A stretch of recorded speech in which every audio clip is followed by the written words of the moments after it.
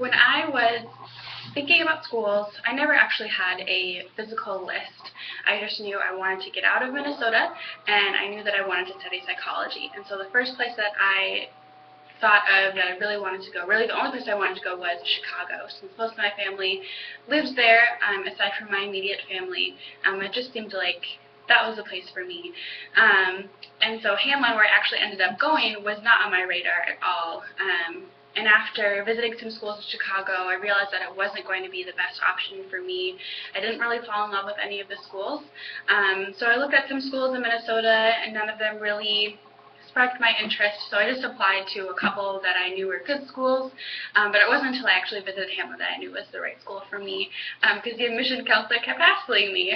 By hassling, I mean that he was calling me and he wanted me to come for a visit and things like that, and was just trying to get to know me.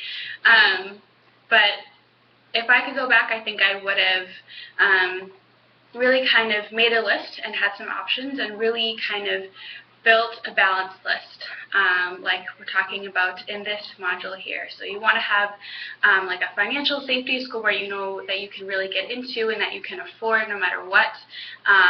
Some target schools that are really kind of in the same academic area that your scores are, and then maybe one or two reach schools, scores that are just above what my scores are. So it's probable that I could get in there, but it might take a little bit more work on my part. So I wish I had a little bit more of a balanced list, and even though I ended up at the right place, I'm hoping that you will take this advice to heart and work on building your own balanced list.